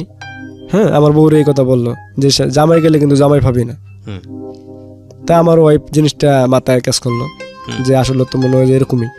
তখন আমার ওয়াইফ করলো কি, আমার বললো যে তুমি আগে বাস স্ট্যান্ড যাও, আমি আইতাস। তাই আমি বাস স্ট্যান্ড গেলাম, ওই করে নিয়ে আমি রাত্রে 10টা-11টার দিক দিয়ে আমি ঢাকায় চলে এলাম আমার ছেলেরে আর বউরে নিয়ে। তো ওই জিনিসপত্র ঘরে জিনিসপত্র যা আছে সব ওইভাবে ফালাতে এসে পড়ছে, কিছু আনিনি। আসলাম সমন্দির বাসায়, আসার পরে দেখি যে না 3-4 দিন হয়ে গেছে গা, আর 5-4 দিন পরে ঈদ, রমজানের ঈদ না কোরবানির ঈদ। হয়তোবা যদি আমি 5-6 দিন থাকতে পারতাম তাহলে আমি ওইখানে প্রায় 18-20 হাজার টাকার মতো পাইতাম। কিন্তু এখন তো সব ফালাইতে হয়ে পড়তেছে, কিছু নাই, আমার পকেটে গাড়ি ভাড়ার টাকাও নেই। আসলাম সমুদ্রের বাসায়, আসার পরে ওনারা কেউ কিছু বলে না। একবেলা খাওয়ান দেয়, খাইতেছি আর ঘুমাইতেছি, কোনো ইয়া নেই। পরে আমি চিন্তা করলাম না এইভাবে থাকলে তো লাভ হবো না, তাহলে বাড়িতে চলে যাবো। তো এই পাঁচটা আমার ওয়াইফ নিয়ে আমি আমার গ্রামের বাড়িতে গেলাম। আচ্ছা, ওই বিষয়টা কি হলো? অমীমাংসিত থেকে গেল? ওইটা অমীমাংসিতই থেকে গেল। ওকে। তো ওই অমীমাংসিত থাকার পরেও আবার কিছু ঘটনা ঘটছে। পরে যাও আমি আমার ওয়াইফ নিয়ে বাড়িতে গেলাম। বাড়িতে যাওয়ার পরে আমার কাকা বলতেছে যে এত বছর পরে বাড়িতে আইসস, আমার তো একটা মেয়ে আছে, কিছু আনলি নাতে করে। এখন আমার যে একটা বাচ্চা আছে, 2 দিন পরে ঈদ, আমার বাচ্চার গায়ে তো পোশাক নেই, আমার নিজের ফরনই তো শার্ট নেই, আমি আপনার মেয়েরে কইতে দেবো।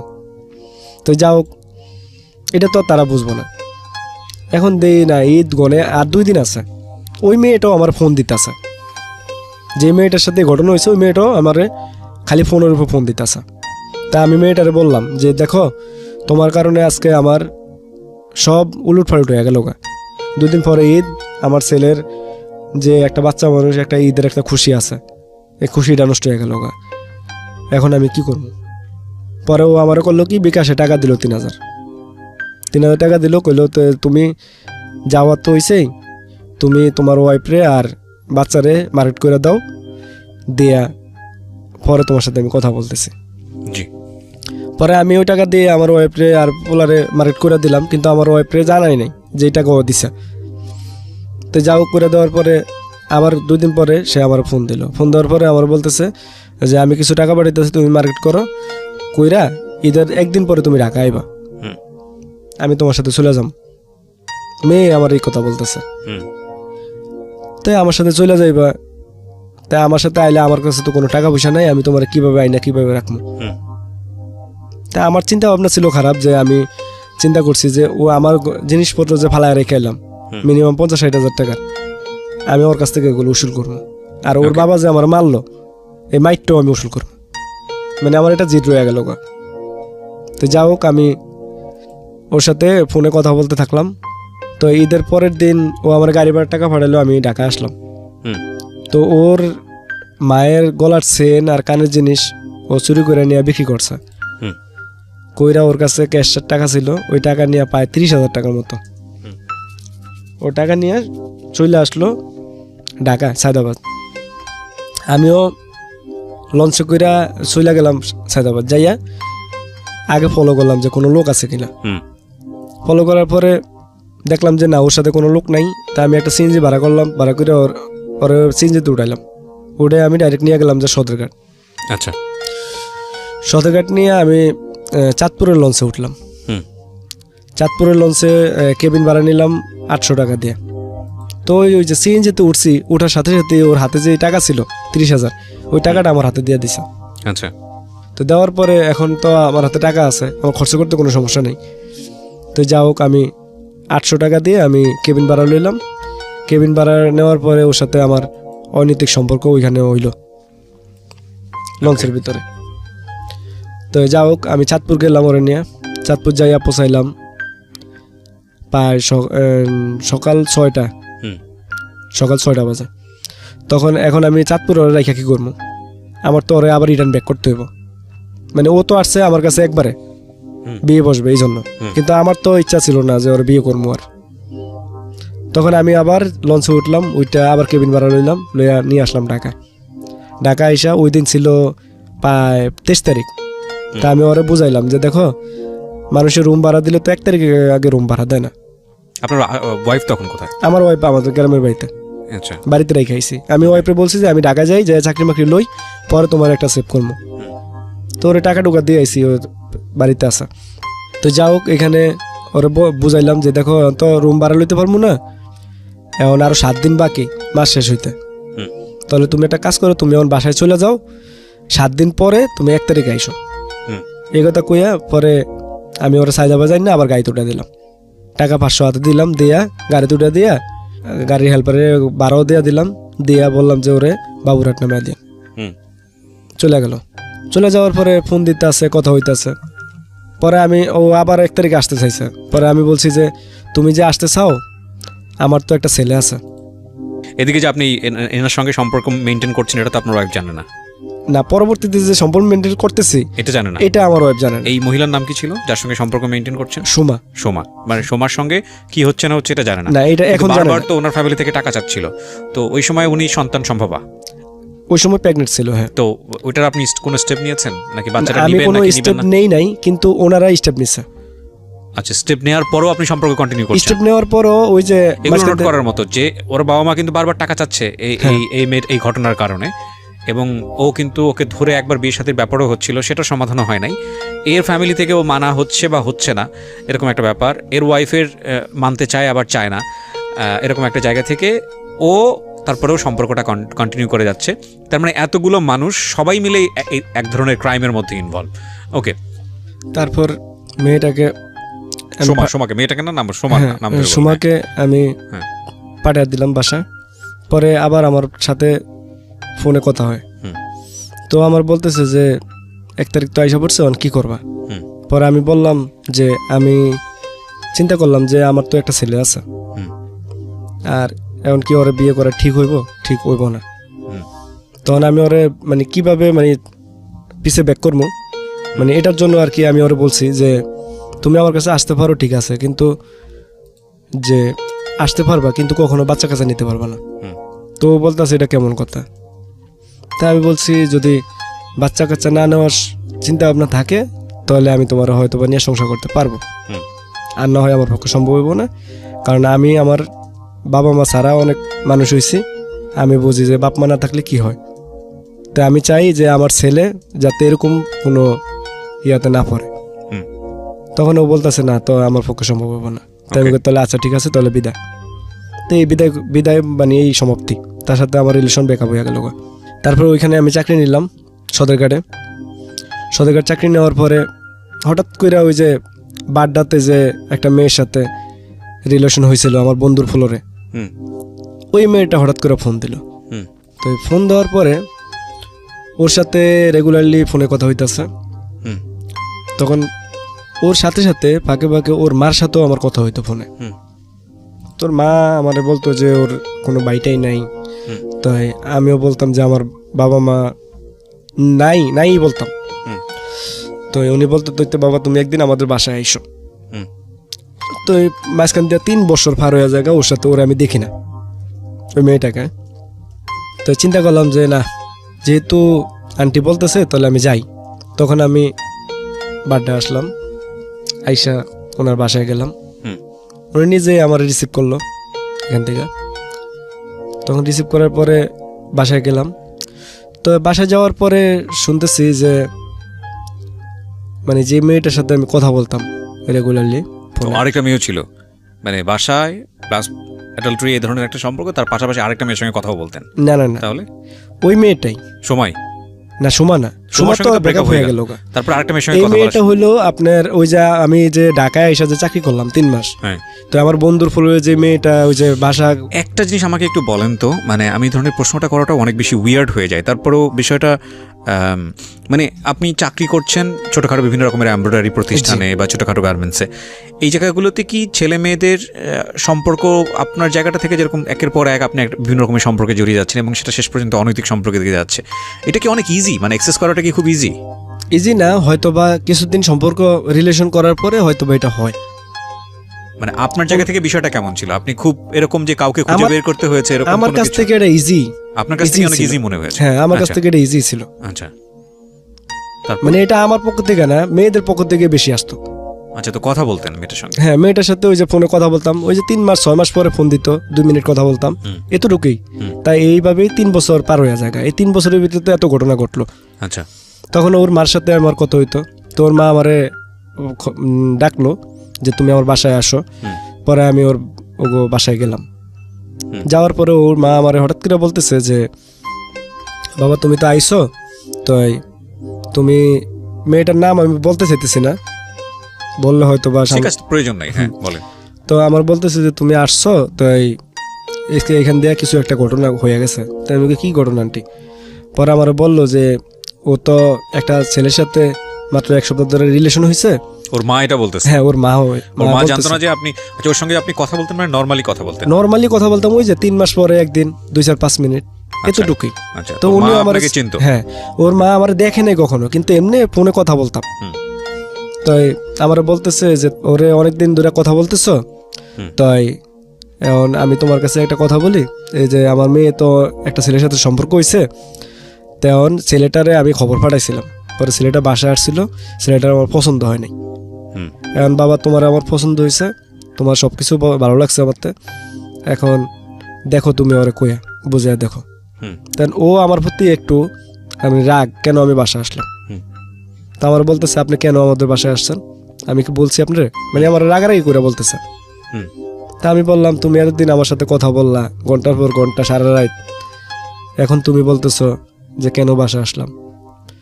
তো আমার বলতেছে যে আপনি চলে যান, আপনার কখনো বাসায় আইসেন না। আচ্ছা। তখন আমার জিনিসটা একটু খারাপ লাগলো যে এতদিন ধরে কথা বললাম, রিলেশন হইলো, আর এখন বলতেছে এই কথা। তো ঠিক আছে, তো আমি আবার ওরে বললাম যে ঠিক আছে, তুই যেহেতু বলছস, তাহলে তোর মারে আমি মা ডাকছি, আর উনিও আমার ছেলে ডাকছে, তাহলে তুই যার লোকই সম্পর্ক করস, তোর বাসায় আমি আমু জামু খামু ঘুমামু আর দেখমু তুই কার সাথে সম্পর্ক করস। তো যাও, আমি এই কথা বলে চলে আসছি। তোর মা হয়তো বা ওরে বুঝাইছে, বোঝানোর পরে 1 সপ্তাহ পরে আমার ফোন দিয়ে বলতেছে যা হয়েছে সরি, বলে গেছে।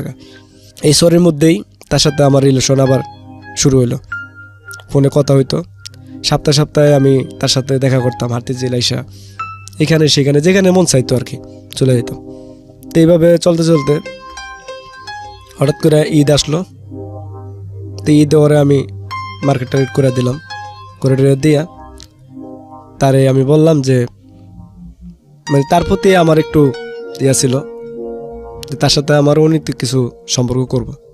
মানে আপনার টার্গেটই ছিল? টার্গেটই ছিল যে আমি, যেহেতু আমার সাথে একটা মানে ইয়া করলো, 2 নাম্বারই করলো, যে আমার সাথে এতদিন সম্পর্ক। আমি একটা জিনিস কিছুতেই বুঝতে পারছি না, আপনি এই ধরনের অসুস্থ একটা সম্পর্কের মধ্যে কন্টিনিউয়াসলি যাচ্ছেন, আপনার ওয়াইফ এটা ইনফর্ম এরকম একটা দুর্ঘটনা ঘটে গেল, আপনার ওয়াইফের কাছ থেকে আপনার কোনো প্রেশার আসতো না?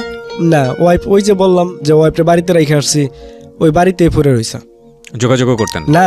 আমার ওয়াইফ আমার কোনোদিন ফোন দেওয়া বলো না যে তোমার এখন বাড়িতে আসতে হইব।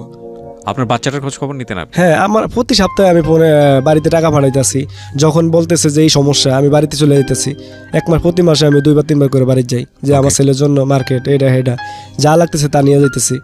ছেলে ফোন দেওয়া বলতেছে বাবা এটা লাগবো, সাথে সাথে টাকা পাঠাই দিতেছি, এভাবে চলতেছে আর কি। তো আমার ওয়াইফ এগুলি মানে ইয়া করে না। তো যাও, ওর বাসায় ওরে নিয়ে আমি আপনার আবাসিক হোটেলে গেলাম। আচ্ছা, আমি আর এই জাতীয় জিনিসগুলো কন্টিনিউ করতে চাচ্ছি না, আপনি এগুলো একের পর এক করেই গিয়েছেন এবং এটার সংখ্যা নিশ্চয়ই অনেক বড়। হ্যাঁ, অনেক বড়। আচ্ছা, তো এরপরে আমি একটু ইফেক্টের দিকে আসতে চাই। এরপরে কি হয়েছে, মানে আপনি কি এগুলো এখনো চালিয়ে যাচ্ছেন নাকি স্টপ করেছেন কোনো না কোনো ঘটনার প্রেক্ষাপটে? বর্তমানে স্টপ করেছি, মানে এই জিনিসগুলো আমি স্টপ করে দিছি একেবারে। আচ্ছা, কিন্তু যে মেয়েটার কথা বললাম, এই মেয়েটার প্রতি আমি অনেক মানে দুর্বল। লাস্টে যে মেয়েটার কথা বলছেন? জি। কেন দুর্বল আপনি? কেন দুর্বল? এই মেয়েটার সাথে আমার শারীরিক সম্পর্ক হয়েছে, তো আর পরবর্তীতে তার সাথে অনেকবার, তো হঠাৎ করে ওর মা মারা যায়, যে আন্টির সাথে আমি কথা বললাম আর কি, তো ওর মা মারা যায়। ওর ফ্যামিলিতেও ওই গার্ডিয়ান, 2টা বোন, বাড়িটাই নাই, বাপটা মানে কাজ কাম করে না, নিজে ঘুরে আর খায়। তো ওরও গার্ডিয়ান হিসাবে কেউ নেই, ও আমার গার্ডিয়ান হিসাবে মানে। আমার একটু জানা দরকার, সেটা হচ্ছে যে আপনি মেয়েটার প্রতি দুর্বলটা কেন? দুর্বলটা হইলো যে মানে মন থেকে যে একটা ভালোবাসা তৈরি হয়েছে মেয়েটার হ্যাঁ, প্রতি। ওর প্রতি আমার ওই ভালোবাসা। এটা আপনার ফ্যামিলি সম্পর্কে জানে? আপনার বাচ্চা কাচ্চা আছে, এগুলো জানে? প্রথম জানতো না, এখন জানে। পরে তার সাথে আমার যখন সবকিছু হয়ে যাওয়ার পরে সবকিছু বলতে বিয়ে শাদী হয়েছে? বিয়ে শাদী, হ্যাঁ বিয়ে হচ্ছে। আপনি মেয়েটাকে বিয়েও করছেন? জি। আপনার ওয়াইফের পারমিশন নিয়েছেন? জি না। আপনি মেয়েটাকে বিয়ের আগে জানিয়েছেন আপনার একটা বাচ্চা আছে, বউ আছে? মেয়েটা বিয়ের আগেই জানছে যে আমার ছেলে আছে, বউ আছে। আচ্ছা, তার এটা জেনে আপনাকে বিয়ে করেছে? জি। আচ্ছা, জানার পরে ব্রেকআপ হয়ে গেছিল গা, পরে আবার তার থেকেই আবার রিলেশনটা হইলো। আচ্ছা, হওয়ার পরে সে আপনাকে বিয়ে করেছে? কত হ্যাঁ। টাকা দেন মোট দিয়েছেন? 2,00,000 টাকা। কবে বিয়ে করেছেন? বিয়ে করছি 6 মাস। আপনার স্ত্রী এটা জানে? জি না। আপনার প্রথম স্ত্রী জানে না? আজকে আপনি রেডিওতে এসে ফার্স্ট টাইম এটা বললেন। জি। আচ্ছা, আমাদের রাষ্ট্রীয় নিয়ম অনুযায়ী আপনি যদি দ্বিতীয় কাউকে বিয়ে করেন সেটাতে আপনার প্রথম স্ত্রীর পারমিশন লাগবে, নইলে আপনি এবং আপনার স্ত্রী দুজনেই অপরাধী। এবং আপনার স্ত্রী যদি ক্লেইম করে, সেকেন্ড স্ত্রী, যে না আমি বিষয়টা জানতাম যে সে অবিবাহিত, তাহলে আপনি দুই সাইড থেকে অপরাধী। এটা কি আপনি জানেন? জি। জানার পরেও আপনি কাজটা করেছেন। এখন আমি তো তার প্রতি দুর্বল, তারা ছাড়া আমি থাকতে পারি না। ভাই, আমরা যখন কোনো অপরাধ করি, একটা মানুষ যখন ড্রাগ নেয়, কেন ড্রাগ নেয়? কারণ সে ড্রাগের প্রতি দুর্বল। সে দুর্বল জায়গাটা অন্য জিনিস। আপনার কথা হচ্ছে দুর্বল হলেই মানে আপনি সে অন্যায়টা করে ফেলুন, বিষয়টা এরকম না। কিন্তু আজকে আপনি যেহেতু সিক্রেটসে আসছেন, আপনাকে জাজ করার দায়িত্ব বা অনুষ্ঠানের নিয়ম কোনোটাই নাই। কিন্তু আমি আপনাকে কোশ্চেনগুলো এই কারণে করছি, আপনার ফিলিংসটা জানার জন্য। আপনার চেয়েও অনেক বড় বড় ভুল অনেক মানুষই করেন, এবং এখানে অনেক ধরনের গেস্ট আমি পেয়েছি যারা 1টা 2টো 3টে 4টে বিয়ে করেছে। 2টা 3টা জিনিস আমি বলি মোটা থাকে। একটা হচ্ছে যে যদি ব্যাকগ্রাউন্ডে থাকি, তাহলে ব্যাকগ্রাউন্ডের জায়গা থেকে একটা জিনিস আমাদের মেনে নিতেই হবে, যে সঠিক পারিবারিক যেই কাঠামোটা থাকা প্রয়োজন ছিল আপনার ক্ষেত্রে, আপনি সেটা পাননি। এবং না পাওয়ার কারণে অনেক সময় অনেক উল্টাপাল্টা সিদ্ধান্ত নিয়েছেন। জীবনে একটা কিছু করছেন, ওইটা লায়াবিলিটি বা কোনো মানুষের জন্য করা, কোনো মানুষকে ভালো ভালো ভালো মনে করে করা, বা আপনি একটা খারাপ কাজ করছেন, এই খারাপ কাজ করলে আপনার পরিবারের মানুষের ওপরে একটা ইফেক্ট তৈরি হবে, এই দায়বদ্ধতা আপনার ছিল না। আপনার বাবার ক্ষেত্রেও আপনার বাবা একটা ছন্নছাড়া জীবন যাপন করেছে। আপনার মার কথা আপনি যখন মনে করেছেন, আপনার মনের মধ্যে ঘৃণা তৈরি হয়েছে। সুতরাং মার জায়গাটা থেকেও একটা ভালোবাসার জায়গা ছিল না। তার মানে আপনার কোনো পিছুটান ছিল না। তো সেই জায়গা থেকে পিছুটান না থাকা একজন মানুষ খুব সহজে অপরাধ করতে পারে, যে আমার তো আসলে দেখারও কেউ নেই, বলারও কেউ নেই, আমার একটাই মাত্র জীবন, ঠিক আছে আমি করলাম, আমার মনে চেয়েছে আমি করলাম। তো অপরাধ আসলে যেই অ্যাঙ্গেলে হয়েছে, সেটা যদি বলি ক্রাইম ইন আ সেন্স, ঠিক ওই অর্থে মানুষ খুন করার মতো ক্রাইম না, কিংবা নিজেকে ধ্বংস করে দেওয়ার মতো ক্রাইম না। যেই জিনিসটা আপনি নিজে নিজে করেছেন, সেটা হচ্ছে এক ধরনের সামাজিক পারিবারিক জীবনে এক ভয়ানক রকমের কিছু ডিসিশন নেওয়া।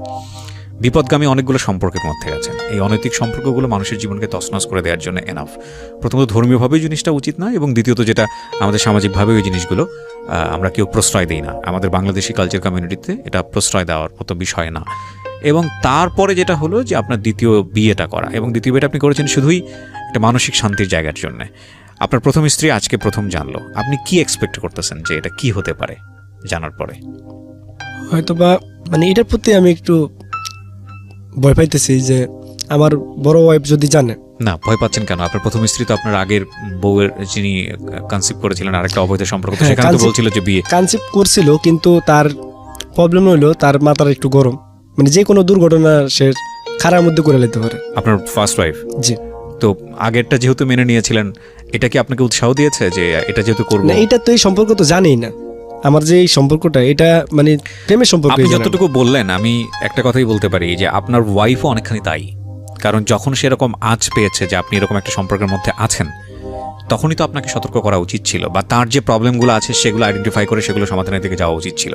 সেগুলোও সে করেননি। এখন সেই জায়গাটা থেকে আপনি হয়তো মনে মনে সাহসও পেয়েছেন যে ঠিক আছে একটা করে ফেলি, তারপরে যা হয় হবে। আপনার দ্বিতীয় স্ত্রী কি করছে এখন? চাকরি করতেছে। চাকরি করে। আমি জানি না এই সম্পর্কটা কোন দিকে যাবে, তবে এটা ঠিক যে ভবিষ্যৎটা আসলে ভালো হবে না, এটা বোঝা যায়। আপনার সন্তানের বয়স কত? আমার সন্তানের বয়স এখন 6 বছর। ছেলে? জি।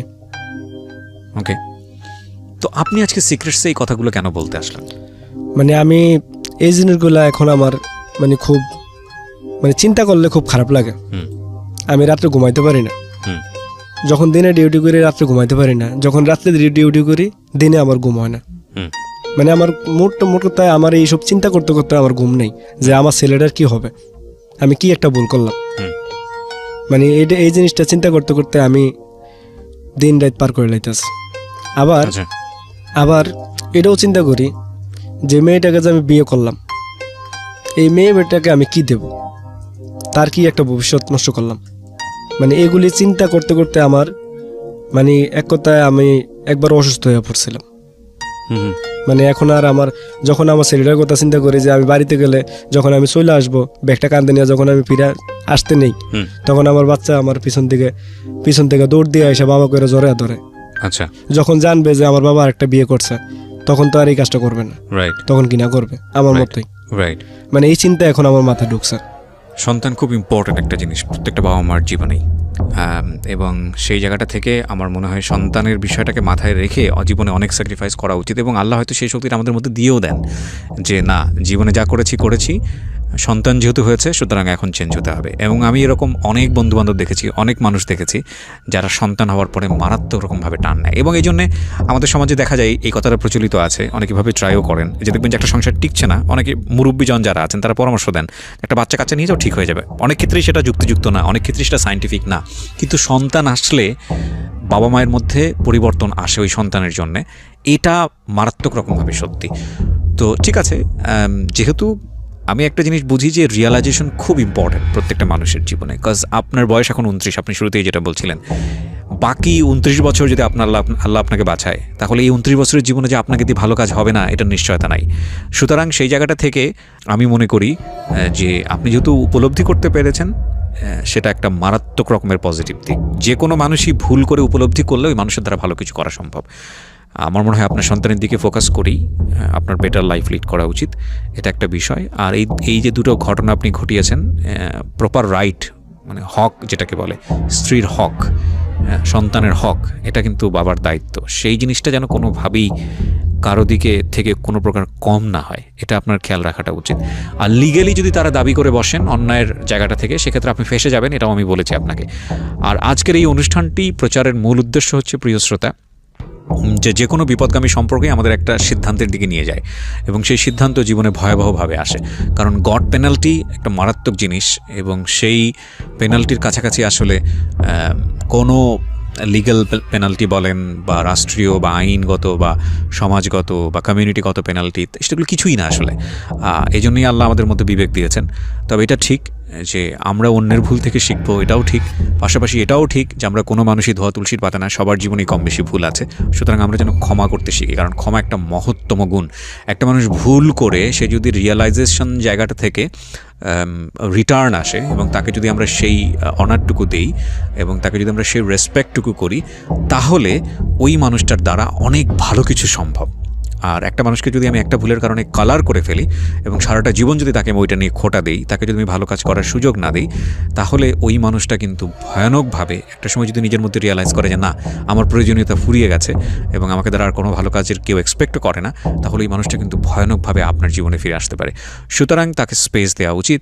এবং একটা কথা আছে, আমি কোট অ্যান্ড কোট বলতে পারছি না, আমাদের ধর্মে ওই জিনিসটা আছে, সেটা হলো যে সংসার জীবনের ক্ষেত্রে এটা বলা হয় যে কোনো মানুষের যদি তুমি জানো যে এই অপরাধটা আছে, মানে হাজব্যান্ড যদি জানে ওয়াইফের এই অপরাধটা আছে, বা ওয়াইফ যদি জানে হাজব্যান্ডের এই অপরাধটা আছে, জানার পরে সে কোনো ডিসিশন নিতেই পারে, তাকে সে রাইটটা দেওয়া হয়েছে যে তুমি আদৌ তার সাথে সংসার করবা কি করবা না, সেটার কিছু ফরম্যাট আছে আমাদের রিলিজিয়নে, সেটা একটা আলাদা বিষয়। কিন্তু তুমি জানার পরে তুমি যদি ক্ষমা করে দিয়ে থাকো, বা তোমার যদি মনে হয় যে এই জিনিসটা নিয়ে তুমি সংসার করবা, তাহলে এই জিনিসটা খোটা তুমি বারবার তাকে দিও না, এবং এটা স্ট্রিক্টলি নিষেধ করা আছে।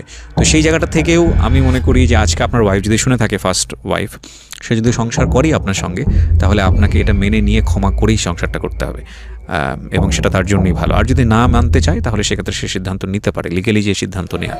তো ভালো থাকুন আপনারা সবাই। আমরা আবারও বলছি, প্রতিটা মানুষই সম্ভাবনাময়। কোনো মানুষকেই তার অপরাধের জন্যে, ভুলের জন্যে যদি সে উপলব্ধি করে নিজের জায়গাটিতে, আর উপলব্ধি করা মানে এরকম না যে আপনার কাছে এসে ক্ষমা চাইতে হবে, উপলব্ধি করা মানেই এরকম না, কারণ অনেক চোর বাটপার আছে নিজেকে পরিত্রাণ পাওয়ার জন্য ক্ষমা চায়, কিন্তু আসলে অন্তর থেকে ক্ষমা না, বরং তার অ্যাটিটিউডটা আপনি ফলো করুন। যে একটা মানুষ অপরাধ করেছে, তার অপরাধের পরবর্তী কার্যক্রমগুলো ফলো করুন, যে না, যে সেই কাজের মধ্যে সে কি আর অপরাধের দিকে যাচ্ছে কিনা, বা সে ভালো কাজ করছে কিনা। যদি ওই অ্যাটিটিউডটা দেখেন যে না, তার মধ্যে ওই জিনিসটা আছে, তাহলে তাকে ভালো কাজ করার